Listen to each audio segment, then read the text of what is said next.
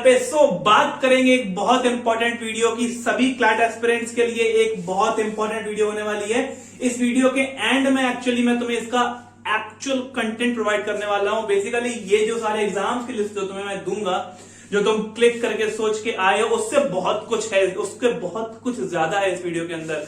Actually ये सारी list तुमको एक गूगल क्लिक पे डायरेक्टली मिल जाएंगी, बट एक्चुअल तुमको कौन सा लेना चाहिए, तुम्हारी सिचुएशन में कौन सी चीजें फिट हो रही हैं, ये मैं तुम्हें बताऊंगा based on my own experience. जब मैंने इन सबको फॉर्म्स को भरा था और मैंने क्या गलती की और मेरे फ्रेंड्स ने क्या गलती की और किस किस तरह से उन्होंने सफर किया। सो उस चीज को जानने के लिए और अपना मैक्सिमम बेनिफिट लेने के लिए इस वीडियो से इसको एंड तक देखना।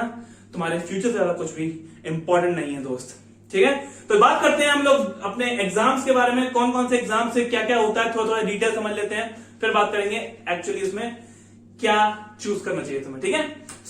सबसे पहले क्लैट, अगर कोई भी इस वीडियो को देख रहा है तो वो क्लैट का नाम तो जानता ही होगा। कॉमन लॉ एडमिशन टेस्ट, सबसे भयंकर, सबसे जानदार, सबसे बेस्ट यूनिवर्सिटीज में पहुंचाने के लिए तुम्हें ये एग्जाम कराया जाता है। गवर्नमेंट यूनिवर्सिटीज में ही पहुंचना एक एक्चुअल एस्पिरेंट का गोल होता है जब वो इन एग्जाम्स को लिखना चालू करता है। लेकिन सारे ऑप्शन को क्यों बताना चाहिए, क्योंकि वी डोंट नो कि फ्यूचर क्या होगा, ठीक है। So common law admission test के थ्रू 22 नेशनल लॉ यूनिवर्सिटीज जो कि इंडिया की सबसे बेस्ट कंसिडर कर जाती हैं लॉ करने के लिए, उनमें एडमिशन होने की संभावनाएं बनती हैं, ठीक है। सो इसको फॉर्म को फिल करना तो आई थिंक बताने की जरूरत नहीं है, मैंडेटरी है। एनएलयूज में एडमिशन होता है, so do fill this form, ठीक है। बात करेंगे एलिट की, नेक्स्ट एग्जाम है एलिट। एनएलयू दिल्ली जो है ना, वो one of the most prestigious college है। मतलब कि समझो, नेशनल यूनिवर्सिटी अपने आप की इतनी धौंस जमाता है कि हम सर आपके क्लैट के एग्जाम के थ्रू अपने एडमिशन देंगे नहीं, हम अपना एक अलग एग्जाम करवाएंगे। तो वो कराता है एलिट। अगर एनएलयू की बात करें, एनएलयू दिल्ली की बात करें, तो इसकी टक्कर है अपने क्लैट के टॉप नेशनल यूनिवर्सिटीज के साथ, यानी कि एनएलयू बैंगलोर और नालसर हैदराबाद के साथ। सो एक बात याद रखो, अब अगर तुम्हें लगता है कि तुम बहुत अच्छी तैयारी नहीं हुई है तुम्हारी, ठीक है। इंसान को बेटा पता होता है कि उसने किस लेवल की तैयारी कर रखी है किसी पर्टिकुलर एग्जाम में, तो आई सजेस्ट कि इस एग्जाम को छोड़ सकते हो। बाकी those who are preparing very sincerely for the examination, very sincerely for your future, do fill this form, because ultimate Delhi में हो गया ना दोस्त, फ्यूचर सेट है, ठीक है। चलो अगले एग्जाम की बात करते हैं। बात करेंगे स्लैट की। क्या है sir? Symbiosis law admission test. देखो सिम्बायोसिस में क्या है ना, प्राइवेट लॉ यूनिवर्सिटी तो है, लेकिन यार इसका लॉ 5 साल का बहुत पुराना, बहुत ही रेप्यूटेड पूरे कंट्री में रहा है, समझ रहे हो। इवन आई वुड से कि नेशनल लॉ यूनिवर्सिटीज के आने से पहले भी सिम्बायोसिस में लॉ चल रहा था, समझ पा रहे हो। तो उसमें इतना ज्यादा इसका हिस्ट्री, इतने अच्छे इसके एलुमनाई रह चुके हैं, समझ रहे हो। तो इस वजह से इसका ब्रांड वैल्यू बहुत अच्छी है और अल्टीमेटली प्राइवेट लॉ कॉलेज है, फैसिलिटीज बहुत अच्छी प्रोवाइड करता है। एक डीमेरिट है सर, क्या? फीस। तो उस चीज को देखते हुए अगर तुम्हें लगता है कि तुम अफोर्ड कर सकते हो, तो आई वुड से कि इसको तुम मिस करना कहीं की समझदारी नहीं है दोस्त, ठीक है। आगे बात करेंगे एमएससीईटी की। महाराष्ट्र के हो, इस फॉर्म को मत भूलना। महाराष्ट्र के लोगों के लिए एक बहुत खतरनाक रिजर्वेशन यहां दे रखा है, इतना भयंकर रिजर्वेशन है कि जनरल वाले बोलते हैं कि सर हमारे लिए सीट बचा के रखी हुई है कि नहीं, ठीक है। तो कुछ ऐसी चीजें हैं, बट आई वुड से कि अगर तुम जनरल के भी हो और तुम्हें लगता है कि तुम्हारी तैयारी बहुत अच्छी है, सो आई वुड से कि तुम्हें इस एग्जाम को फॉर्म को बिल्कुल भरना चाहिए, because GLC Bombay and ILS Pune ये तो बहुत अच्छे हैं ही जो इसके थ्रू एडमिशन होगा, जिसमें तुम्हारा बाकी और भी कॉलेज उसके एसोसिएटेड हैं जो महाराष्ट्र गवर्नमेंट के द्वारा और किरण किए जाते हैं, वो काफी अच्छे मिल जाते हैं तुम्हें, ठीक है। सो तुम्हें इस फॉर्म को भरना है। क्लियर हो रहा है? ये मैं तुम्हें मैंडेटरी बता रहा हूं, तुम्हें ये जाना ही जाना है इनकी तरफ, ठीक है। ब्लैट, बनारस हिंदू यूनिवर्सिटी के लिए अगर तुम्हें वहां से लॉ करना है, तुम ब्लैट को ऑप्ट कर सकते हो। ये भी अपने आप में एक बहुत अच्छा एग्जामिनेशन है, क्योंकि बनारस हिंदू यूनिवर्सिटी की अपनी ब्रांड वैल्यू है।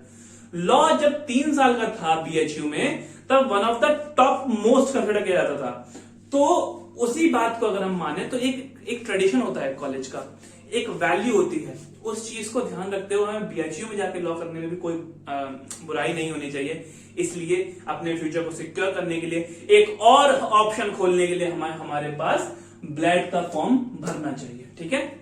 एलसेट, एलसेट इसलिए इंपॉर्टेंट है क्योंकि बहुत सारे प्राइवेट कॉलेजेस में तुम्हें स्कॉलरशिप दिलाने में, तुम्हें एडमिशन करवाने में एलसेट अगर जो है तुम्हारा बहुत हेल्प करता है अगर तुमने भरा होगा तो।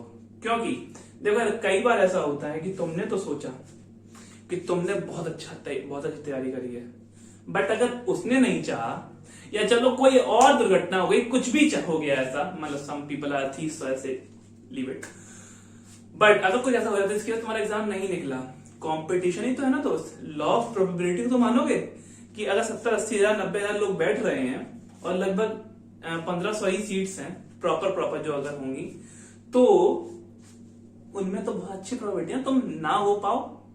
और जब तुम नहीं हो पा रहे हो तो क्या तुम अपने भविष्य को प्लान नहीं करोगे, सिक्योर नहीं करोगे? उन चीजों के लिए होते हैं ये साइड फॉर्म्स, अपने फ्यूचर को सिक्योर करने के लिए। ड्रॉप लेना, फिर से डबल ड्रॉप लेना, ये सब चीजों किस हद तक ठीक है इसके लिए मैं वीडियो लेके आने वाला हूं। तो अगर अभी तक तुम सब्सक्राइब नहीं किया चैनल को तो प्लीज सब्सक्राइब करो दोस्तों, बेल आइकन को दबाओ, क्योंकि तुमको तभी नोटिफिकेशन आएगा। बात कर रहे हैं हम लोग एलसेट की, तो ये चीज का इसका पर्पस समझ में आ गया तुम्हें कि क्यों इसको करना है? ठीक है सर। अब ये क्या लिखा है, गवर्नमेंट यूनिवर्सिटीज और प्राइवेट यूनिवर्सिटीज। देखो इसमें ऐसा है, कुछ चीजें, कुछ नाम हैं जो कंट्री में मतलब विख्यात हैं, जिनकी मान्यता और वैल्यू है। कॉलेज की एक वैल्यू पता है क्या होती है? जब आप बताते हो कि आप इस कॉलेज से हो तो आप उस कॉलेज के ब्रांड को लेकर साथ में चलते हो। तो अच्छा कॉलेज होने का यही फायदा होता है, बाकी सबकी अपनी खुद की मेहनत होती है दोस्त, ठीक है। चलो बात करते हैं गवर्नमेंट यूनिवर्सिटी। गवर्नमेंट यूनिवर्सिटी तुम्हें कौन कौन से अच्छी मिल जाएंगी? Allahabad university, Jamia Millia Islamia, AMU, IPU, इनके फॉर्म्स तुम अपनी प्रेफरेंस के हिसाब से भर सकते हो। कई लोग लोकेशन को देखेंगे, कई लोग मतलब आई वुड से कि इसको तुम्हें नहीं देखना चाहिए, बट सम पीपल थिंक कि हम AMU और जामिया में नहीं जाएंगे because more Muslim people are there. So I think ऐसा नहीं है। I have friends studying there in AMU and Jamia and they are saying कि हाँ they are very happy because they don't want to spend hefty amounts of money on some private law college जिसका कोई India भर में नाम भी नहीं जानता, ठीक है। अब प्राइवेट लॉ कॉलेज की बात करेंगे। ऐसे लॉ कॉलेजेस जिसके एग्जाम तुम्हें देना पड़ेगा, लेकिन तुम्हारा हो जाता है तो तुम अपने फ्यूचर को अच्छी फीस भले देनी पड़े पर सिक्योर कर सकते हो। देखो प्राइवेट यूनिवर्सिटीज के अंदर क्राइस्ट, निर्मा, KIT, निर्मा यहाँ पे ये KIT वही अपना नरसी मुंजी बॉम्बे वाला, इन तीनों के लिए तुम्हें फॉर्म्स डालने चाहिए, ठीक है। अब मेरी बात सुनो दोस्त, मैं तुम्हें बताता हूं, ये बातें तुमने कई जगहों पे कई वीडियोस में देख ली होंगी। इसमें आने का क्या फायदा, इतनी देर रुकने का क्या फायदा? तो चलो कुछ चीजें बताता हूं तुम्हें। एक बात समझने की कोशिश करो। तुम एक लॉ स्टूडेंट हो जिसने 12th पास करी।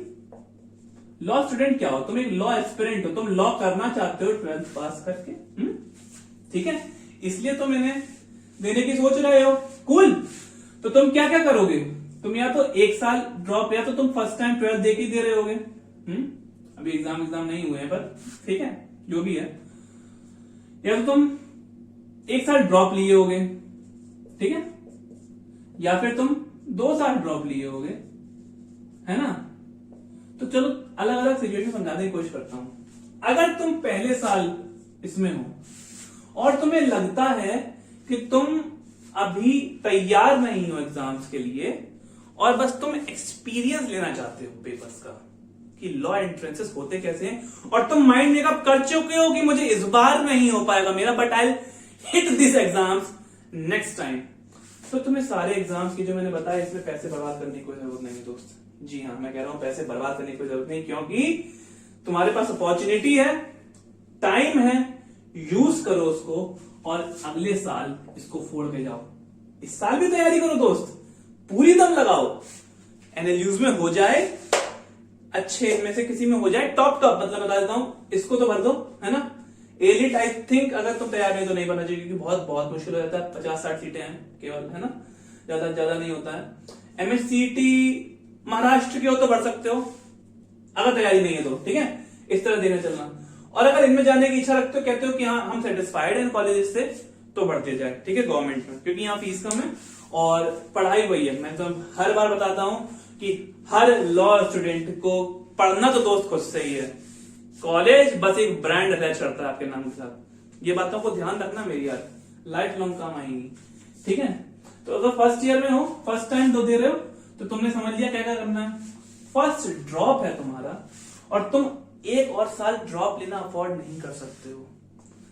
आई थिंक इस पे डिटेल वीडियो लाना ही पड़ेगा। इसकी जो मतलब पेक्यूलियरिटीज है वो मैं इस वीडियो में डिस्क्लोज करना नहीं चाहता, इसीलिए अभी मेरी बात समझो कि फर्स्ट ड्रॉप अगर तुम्हारा है तो तुम्हें ये सारे एग्जाम्स भरने ही चाहिए। CLAT, elite, slate. अगर तुम फाइनेंशियली वीक बैकग्राउंड से आते हो दोस्त, तो घर वालों को परेशान करके मतलब इतनी हेफ्टी फीस देकर लॉ करने का कोई मतलब नहीं। 5 लाख 5.5 लाख रुपए साल का लगता है दोस्त, ठीक है। और भी ऑल्टरनेटिव अवेलेबल है ना क्योंकि अपने पास, क्योंकि यहाँ पे ये जो कॉलेज है ना, ये गवर्नमेंट कॉलेजेस हैं, अच्छी यूनिवर्सिटीज हैं। हाँ, उतना लग्जूरियस नहीं है, बट आपको अच्छी तरह से लॉ करवा देंगी। तो घर वालों की रोटी मत छीनो, ठीक है यार। MHCET भरना है, ब्लैट भरना है, LSET भर दो आई वुड से, क्योंकि रिस्क नहीं ले सकते हम लोग, समझ रहे हो। रिस्क नहीं ले सकते क्योंकि हम इसके बाद ड्रॉप भी नहीं ले सकते। अब हमें कहीं ना कहीं तो जाना ही होगा, तो हमारे पास LSET के थ्रू एक बहुत वाइड एरिया ओपन हो जाता है कॉलेज का कि हम किसी में जा सकते हैं। तो अपने फ्यूचर को बचाने के लिए, एक सेफ्टी मेजर रखने के लिए तुम्हें ये करना है। और फाइनेंशियल बैकग्राउंड वाला मैटर नहीं है तो इन सबको डाल दो यार। तुम फर्स्ट ईयर में हो, फर्स्ट ड्रॉप ले रहे हो, एक साल तुमने इस मेहनत को दे दिया। कई लोग तो मेंटली ब्रेकडाउन भी हो चुके होंगे, समझ नहीं आ रहा होगा कि तैयारी कहां जा रही है हमारी। तो उन चीजों को ध्यान रखते हुए ये सारे फॉर्म भर दिए जाएं, ठीक है। सेकंड ड्रॉपर तुम हो दोस्त, सेकंड ड्रॉपर अगर हो तो आई वुड से कि भाई मेरे, किस सोच में हो कि तुमने केवल टॉप के ही कॉलेजेस निकालने हैं। मतलब समझ रहे हो, मैंने कई लोगों को देखा जो 2 बार ड्रॉप किए, उन्हें इतना कॉन्फिडेंस है ना खुद पे कि हम जाएंगे ही नहीं टॉप 5 से नीचे NLU में। मेरा एक सिंपल सा क्वेश्चन है, अगर सर आप अगर आप पेपर दे रहे हैं और आपको कुछ 1 2 3 4 5 क्वेश्चन इधर उधर ऊपर नीचे हो गए और आपकी रैंक नहीं आई, आप NLUs नहीं क्वालिफाई कर पाए, तो अब आप अपनी जिद की वजह से अपना भविष्य बर्बाद कर बैठे ना, क्या ये ठीक था? नहीं था ना। तो इसीलिए बोल रहा हूं सर कि आप इस चीज का ध्यान रखें कि किसी भी फॉर्म को मिस ना करें, क्योंकि आपके लिए डू और डाई सिचुएशन है। इसे मोटिवेशन समझ लो, चाहे डराना, बट सच तो यही है दोस्त, है ना।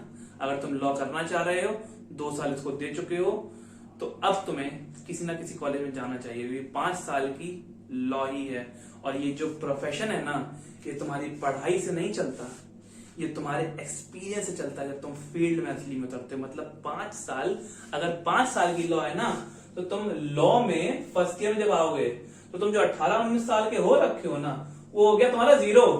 अब तुम 1 साल के हुए फर्स्ट ईयर में, 2 साल के सेकेंड ईयर में, 5 साल के फिफ्थ ईयर से निकलने के बाद, यानी कि फील्ड में घुसे तो तुम्हारी उम्र केवल 6 साल है लॉ के अंदर में। और अगर मैं कहूं कि एक्चुअल लॉ की प्रैक्टिस के अंदर में, तो तुम फिर से बच्चे हो यार, तुम अभी भी 1 साल। तो तुम जितनी जल्दी ही अपनी प्रैक्टिस के जगह पे पहुंचोगे, आई एम नॉट सेइंग कि प्रैक्टिस इन कोर्स ओनली, जो भी तुम्हें करना है प्रोफेशनली अपनी लाइफ में, उसमें जितनी जल्दी पहुंचोगे उतना ज्यादा ग्रो करोगे, ठीक है। सो इसीलिए अपने फ्यूचर को बचाओ और सारे फॉर्म्स भर दो। फाइनेंशियल चीजों पर मैंने इसलिए फोकस किया दोस्त, क्योंकि लोग कंफ्यूज होते हैं, but I have seen people जो बहुत क्लियर थे इस थॉट में। लाइक मेरा एक फ्रेंड था, he was very clear about the fact कि I won't give such a pressure to my parents कि जहां पे वो आधे बिक जाएं और मेरी पढ़ाई हो, और I don't know, एक point important, I don't know कि हो क्या उसके बाद, समझ रहे हो। मतलब ROI क्या है भाई उस 25 लाख का। मतलब तुमने इनमें से स्लैट में और इसमें तुमने 25 लाख या 30 लाख, 25 से 30 लाख रुपए लगा दिए, उसका ROI क्या है? मतलब तुम्हें मिलेगा क्या? पैकेज कितने का है? क्या गारंटेड पैकेज है? तुम इनके स्टैट्स देख सकते हो जाके दोस्त, ऐसा नहीं है, बहुत सारे लोग इनमें से भी इन यूनिवर्सिटीज में भी अनएम्प्लॉयड ही निकलते हैं और उसके बाद धक्के भी खाते हैं। मैंने कहा ना, मेहनत तुम्हारी है, 5 साल बाद क्या हो इस बेसिस पे आज अपने आप को संकट में मत डालो। एक मेजर सिचुएशन अगर नहीं क्रिएट हो रही है, एक प्रॉब्लम नहीं क्रिएट हो रही, तब तक जो है अपना डिसीजन सारे फैक्टर्स को सोच के लो। पढ़ाई तुम्हें खुद करनी है, ठीक है? तो इसी के साथ वीडियो को एंड करते हैं। अगर वीडियो पसंद आई हो, मेरी इनसाइट्स में मजा आया हो, तो प्लीज यार वीडियो को लाइक कर देना, सब्सक्राइब कर देना चैनल को, और हाँ, शेयर करके अपने हर उस दोस्त को बताना जिसको जरूरत है। Bye bye.